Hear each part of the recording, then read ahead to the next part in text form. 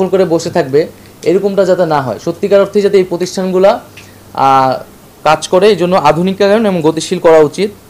আমাদের যেই censor board, জুরি board এবং এই ধরনের যেই কমিটিগুলো রয়েছে, এই কমিটিগুলো দ্রুত সময়ের মধ্যে পুনর্গঠন করা উচিত।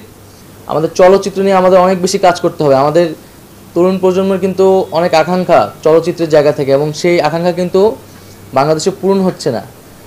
কিন্তু অনেক আগ্রহী ছেলেপেলে আছে যারা কাজ করতে চায়।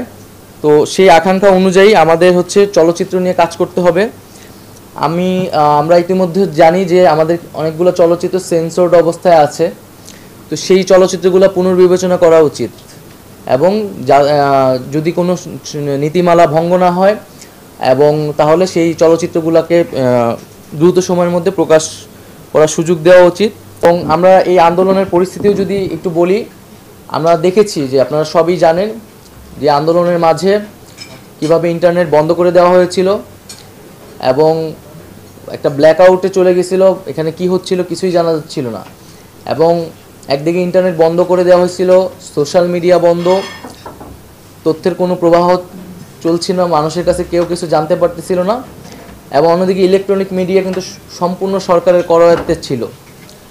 এবং এটা আমি নিজে ব্যক্তিগত অভিজ্ঞতা থেকে বলছি, আমাদের কোনো বক্তব্য কিন্তু একটা সময় সেই সময় প্রচার করা হতো না।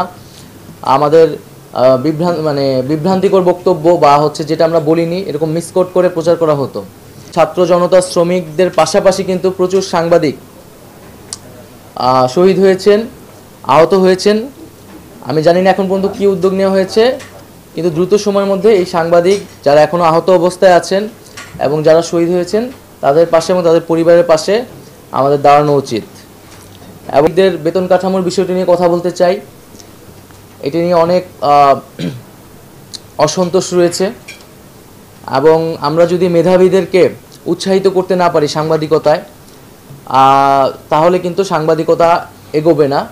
তো সেই জায়গায় যারা রিপোর্টার, যারা জুনিয়র লেভেলে কাজ করতেছে, তাদের বেতন কাঠামো কিন্তু খুবই কম। অনেক জায়গায় কোনো বেতন কাঠামো মানা হয় না। তো এই বিষয়ে সুস্পষ্ট নীতিমালা প্রয়োজন। এবং আমাদের যেই প্রতিষ্ঠানগুলোর কথা আপনারা বললেন, এই প্রতিষ্ঠানগুলা দ্রুততার সাথে গতিশীল করা দরকার, আধুনিকীকরণ করা দরকার। এগুলো খুবই স্থবির অবস্থায় আছে। বিটিভিকে দেখলে মনে হয় এটা 90 দশকে, 80 দশকের বিটিভি, এবং ওই জেনারেশনই বিটিভি দেখে, আর কেউ দেখে কিনা আমরা জানি না। তারপরও আমরা সেই সময় দেখেছি যে কিছু প্রিন্ট মিডিয়া আমাদেরকে সাপোর্ট দিয়েছে। আমাদেরকে অনেক মিডিয়ার অনেক জায়গা থেকে বিভিন্নভাবে সাপোর্ট দেওয়া হয়েছে। এই আন্দোলনে পুরোটা সময় যারা ফিল্ড লেভেলে কাজ করেছে, রিপোর্টাররা কাজ করেছে, তারা আমাদেরকে নানাভাবে সহায়তা করেছে। এই আন্দোলনে জনগণের পক্ষে থেকেছে। হয়তো হাউজের পলিসির কারণে, মালিকের কারণে অনেক কিছু তারা সেই সময় করতে পারেনি। তো আমরা চাই না যে এই জিনিসগুলো বাংলাদেশে কখনো পুনরায় ফিরে আসুক। গণমাধ্যম যাতে তার যে স্বাধীনতা, সেই স্বাধীনতা নিয়ে কাজ করতে পারে এবং জনগণের পক্ষে সবসময় কথা বলতে পারে।